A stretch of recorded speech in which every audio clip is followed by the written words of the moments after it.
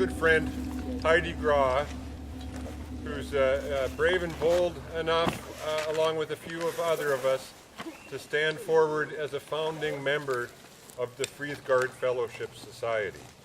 And I've asked Heidi just to prepare a few words for us, and she'd like to share them with you now. To Heidi. Wassail. Thank you. Welcome. Thank you so much. Welcome to the Fridhgard's Fellowship first annual summer festival. I'm one of the trustees and founding members of the Fridhgard. I serve in the capacity of law speaker for the House of Aldermen, who are selected by our regular members.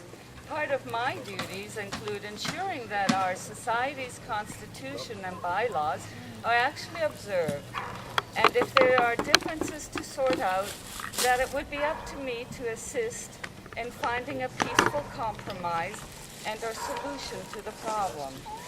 To this end, I draw on inspiration from the Nordic Germanic god Forseti, whose judgments are considered so fair that even the perpetrators can find no fault with his decisions. May I be just as wise and fair. About 10 years ago, I pondered the mystery as to where my stories of my own cultural heritage could be found. I knew some Nordic tales, which I believe belonged only to the Swedes, the Norwegians, and the Icelanders. But I didn't know that they also applied to Northern European continent. So as I was pondering the mystery, my thoughts and my eyes turned towards a book on a shelf in my library.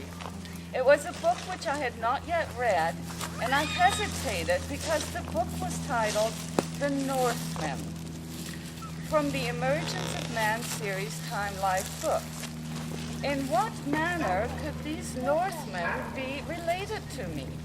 I was a bit skeptical, but I decided to open the book and I began to read.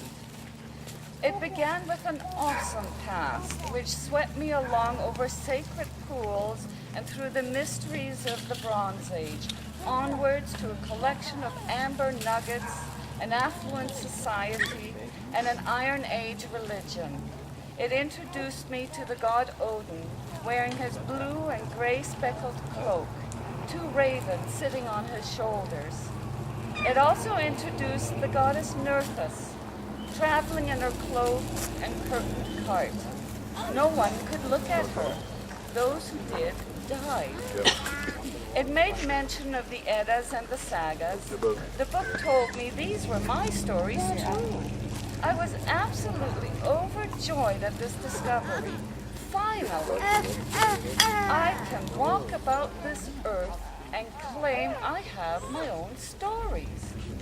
I have a history, I have a culture, I have traditions which go back so many tens of thousands of years. I feel reconnected. I have a beginning, a past from which I can move forward, change and adapt to get through the present, and use for growth in the future. But what really clinched it for me was an Odinic wisdom contained in the Havamal, verse 71. The lame man rides a horse, the handless man drives herds, the deaf man fights and succeeds. To be blind is better than to be burnt. A corpse is of no use to anyone. Of the Aesir, we have a one-eyed god, a one-handed god, and a blind god. There is no shame in being imperfect. Only the dead are of no use to anyone. Everyone else, however, no matter his ability or capacities, is welcome and has a useful role to play within society. There is no pressure to be perfect. It is not a sin to have flaws. There is no pressing need to correct an imperfection. You are acceptable just the way you are. The Havamal teaches us how we can cope and adjust to compensate for those different abilities. Odin gained extra wisdom. Tyr learned a different way on how to fight a battle. Hod managed with a little help and guidance.